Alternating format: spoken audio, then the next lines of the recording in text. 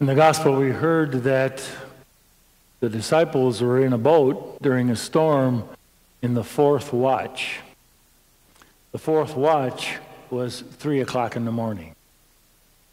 And it's dark, and there's a storm, and they see someone who looks like a ghost. And they're afraid. 3 o'clock in the morning. Usually, if we're awake at 3 o'clock in the morning, in bed, we're tossing and turning and worrying, aren't we? Like, we just can't sleep. I hate those nights. And it's worry time at 3 o'clock in the morning. And if we're sitting up waiting for someone at 3 o'clock in the morning, it's nail-biting time. And if we get a phone call or a knock on the door at 3 o'clock in the morning, it's heart-stopping time. That's how it is. There are plenty of things to worry about, things that are just right there, right before us. And Peter knew that. He saw Jesus. He's got the storm. Jesus says, "Come, walk across the water." He looks around, and he starts to sink. He knew what it was like in 3 in the morning. He was going to drown. But for some, and I think that's true for all of us, that sometimes in our lives, it's not just a day, a worry, one-day worry thing. It's something that happens, we kind of live with it, whether it's night or day, over a number of days. And emotionally, it's 3 o'clock in the morning. It just keeps going on, and it kind of nags us in the day, and it gets worse at night. And Elijah knew about that, because Elijah was trying to run away from Jezebel, because Jezebel was the queen, and he had just done away with, I'll spare you the gory details, he had just done away with 450 of her prophets, and now she had a price on his head, and she wanted him dead. So he ran away. He knew what it was like to carry that kind of worry, the worry for his very life, and he carried it with him.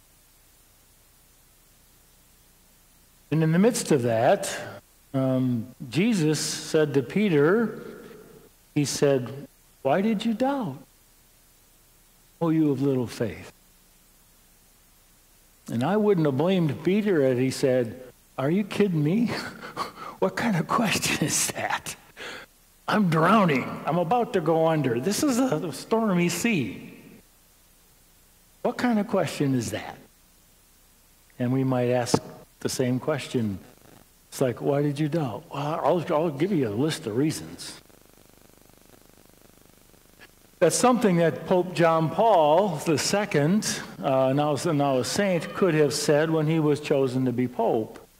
Because he was chosen in 1978, and in 1978, the Cold War was threatening the peace that there was in the world, and we were more worried at that time about nuclear war. And he was also, at that time, chosen Pope in a society, in a culture that was threatening the social and our moral values. Could be familiar, couldn't it? And not only that, but he was now to take charge of a church that was fighting internally. The liberals and the conservatives were battling about the interpretation and implementation of Vatican II. Some of that's still going on, and that was internal. We have a lot of external forces on us now, but that was internal. So Pope John Paul could have said, "What kind of question is that? Of course, things look bad here. I kind of doubt." But you know what? He didn't say that. And for those of us who are old enough to remember, this is what he said. He said, "Do not be afraid. Search for Christ." Remember him saying that? He was Pope for over 25 years. And in some pretty tumultuous times. And he said, "Do not be afraid. Seek Christ." Which is basically saying to us, in the midst of all that's going on, We need to be firmly grounded like on a rock, as our foundation, firmly grounded and rooted in faith, to believe that God is still there in the midst of it all. And we need to be in touch with that God. And let's take a look at Elijah. What he did was he ran away, and he ran away to Mount Horeb, or another name for that mountain is Mount Sinai, where Moses received the 10 Commandments. And he ran away to hide. It said he hid himself in the shelter of a rock.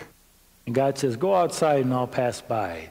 So we got the strong driving wind, which crushes rocks, and God wasn't in the wind, and we got the earthquake, and God wasn't in the earthquake, and then we have fire, and God wasn't in the fire, and then it said there was a tiny whispering sound, and he covered his face because that was the presence of God coming to him. A tiny whispering sound. And how much do we need to be in touch with, deep within us, that tiny whispering sound, to discover the presence of God deep within us already, because he is the one who made us. He is the one who wants to find a home in us. He is there. And once we find his presence, his quiet presence within, it makes all the difference in the world, as it did for Jesus. Last week's gospel began by saying, so he went up to a mountain to pray. And it said 5,000 men plus all the women and children went and found him. And when they found him, he came out and he preached to them and he healed them. And then he fed him with 5 loaves and 2 fishes.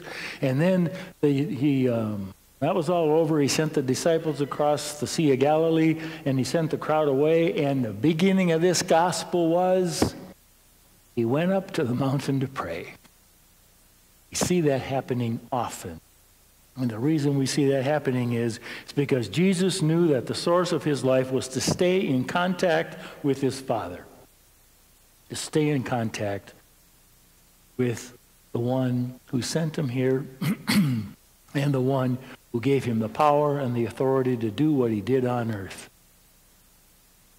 And so powerful was that his connection, his encounter with the Father, that when he was finished in his prayer, he came walking across the water, and he came walking to the boat, which scared the daylights out of the disciples. And they were frightened because of the storm and because of him there.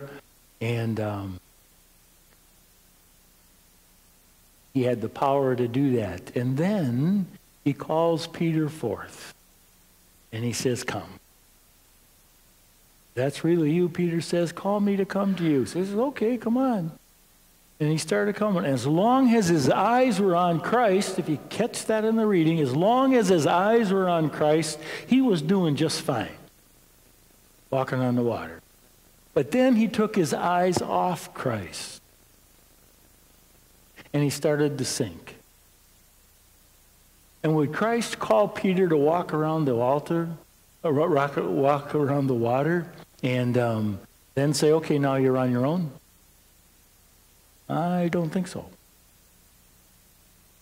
But he took his eyes off Christ. And then Jesus said to him, why did you doubt? After he lifts him up, he says, why did you doubt, O you of little faith?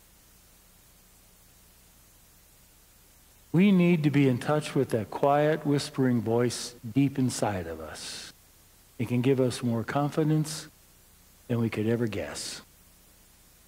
And we need to be able then to hear Jesus say, it is I, do not be afraid.